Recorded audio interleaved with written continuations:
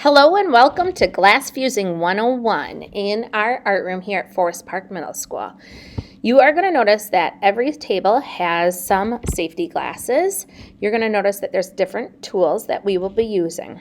Now, that is a snippers. It's going to snip like a scissors, but it doesn't come with a straight line. So you're going to see later on how I'll use my tools to cut these perfect layers of glass. They come in sheets. And they come in what those are called are stringers. And those are called noodles. So they come in all different shapes and sizes that we'll use.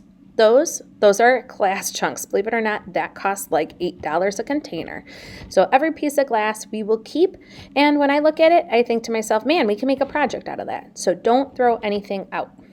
In this project, you are going to notice the squares above, and those are 1-inch squares. We will use that to make either a keychain, a pendant, or a magnet.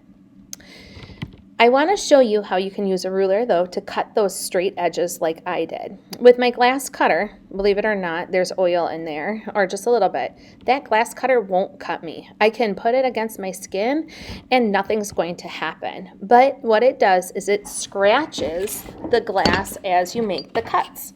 So you might hear a sound that scratches, okay?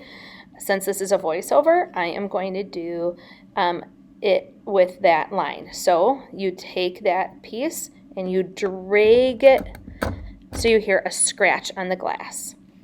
Okay, I'll do it again. And you'll hear that scratching sound, okay? I'm just adding that in so you can hear it when you are cutting. You need to put a lot of your body weight into that. Now, the next tool that I'm going to use is actually just a glass breaker, and it's going to break those scratch lines that you see. I know they're faint, but the line on the glass breaker should match up with the scratch that you made on the glass, and you will hear it make a noise like this. Ready?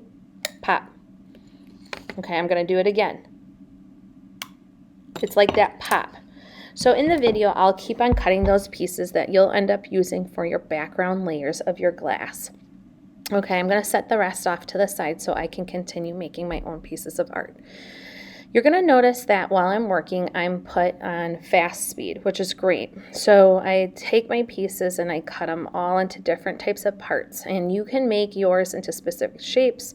You could come up with different types of designs. It can be an abstract, or maybe you want to do something that looks like a sunset over water. What you make is up to you. But it's going to be layering of glass. So when you actually work on your piece, you're going to have one color as your background. You can take multiple pieces and cut them and place them. And we're going to use Elmer's glue with a toothpick.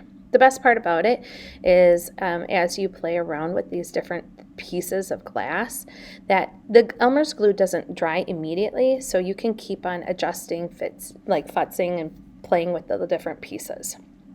So a little bit goes a long way. You just want to tack it together. Now, once you're done, you're going to notice that I have paper out. Now, that side has bullseyes, which means that side goes down. This is kiln paper. It's special paper to prevent your project from sticking to my kiln shelf, right? Because this is glass, it'll puddle. And the other thing that you need is a metallic Sharpie. And when you use a metallic Sharpie, you're going to write your name and the hour you have my class. So from there, I like to make sure my name doesn't get mixed up. So I sometimes put an arrow, making sure and identifying that this is my project and not the person next to me. So I will have this set out for you and on a kiln shelf that we can put all of our pieces on there and fire it overnight. It does take about 12 hours for that firing process to happen, and at a temperature around 1400 degrees. Here are some student examples. I want you to notice Aubrey's. Aubrey's has a hook in it. That is going to make it through the heat of the kiln. That gets to like 1400 degrees and will become part of her pendant.